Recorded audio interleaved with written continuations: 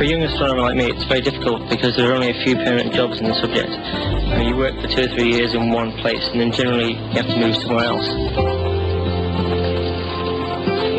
For a long time I wanted to be an astronomer, and you start thinking about going out and getting a real job sometimes. But then, I don't know really, it's got something, just looking at the universe.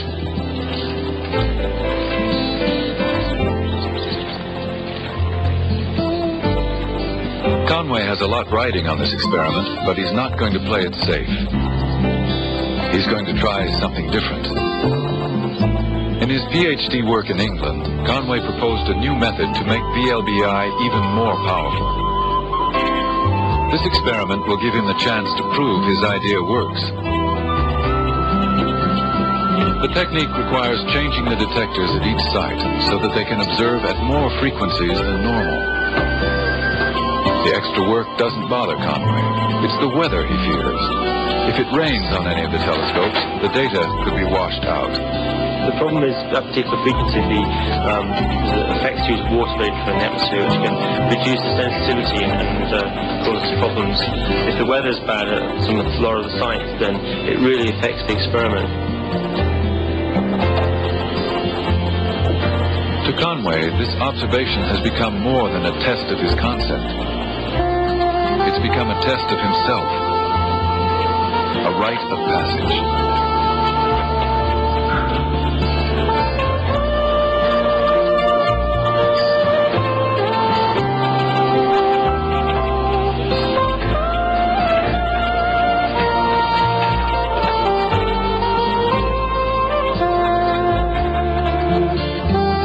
The whole point of it is this accumulation of knowledge. That everybody makes their own observations, and eventually it becomes part of the total knowledge. When you look back over a long enough time scale, you say, well, what have we come in the last 10 years? And you find that we've actually discovered quite a lot about these objects, and we've actually made a lot of new discoveries. We know that everything's going to get better, We know that when we do this experiment a year from now, we're going to have more telescopes, we're going to refine our techniques, we know that the data is going to be better, we know we're going to get better images. So I'm optimistic that it's supposed to be in 10 years' time we will have made just as much progress as made in the last 10 years.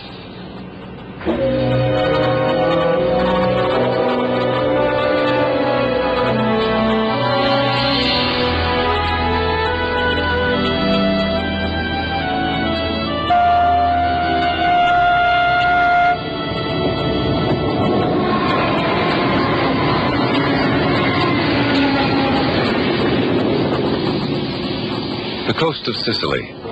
Tiziana Venturi is traveling to the radio telescope near the town of Noto. You always have the opportunity of getting to travel a lot. This is something which is really, I really like, I'm really enthusiastic about that.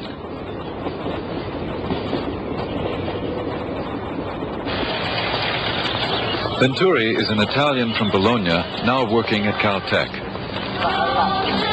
On her first trip to Sicily, she passes through the ancient city of Siracusa.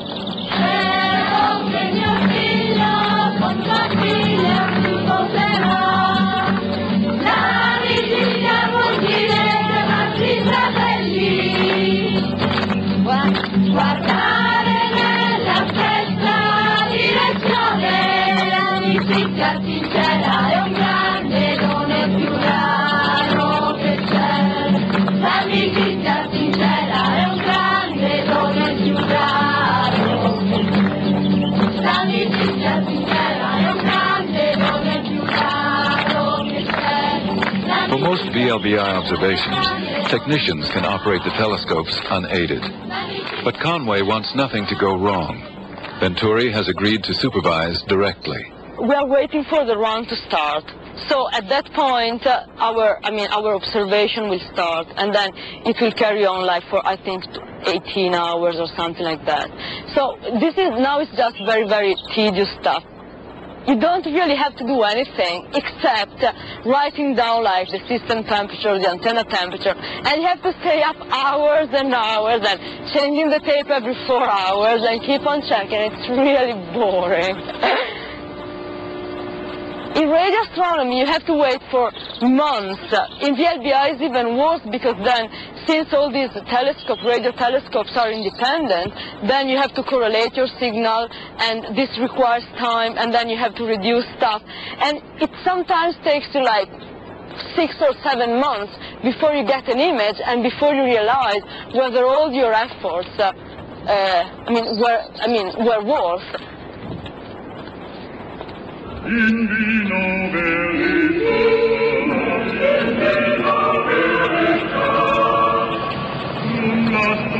Bonn, Germany, the birthplace of Beethoven.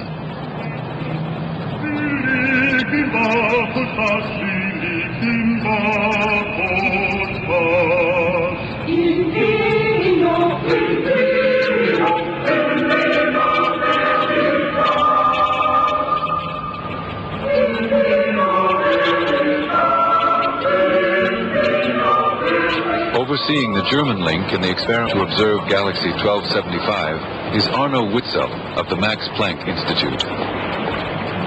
If you look at the optical picture of NGC 1275, it is sort of chaotic, but it is beautiful, there's no doubt. That's another meaning which it has to me. And then it is kind of a challenge.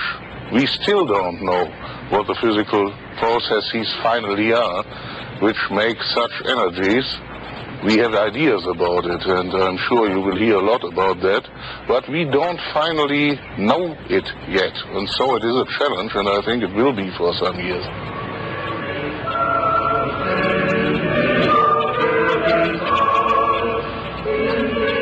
Mankind lives for 100 years, if we are very optimistic, but cosmical processes normally take place in millions and billions of years. If we look to several points, to very many points actually, we see galaxies at all stages of their life. When they are being born, when they evolve, finally when they die.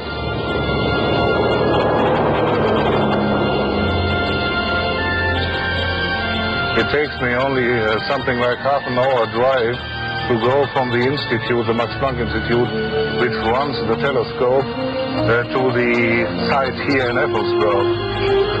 So we have both. We have the telescope nearby, close by, and we have a beautiful surrounding whenever we go out there.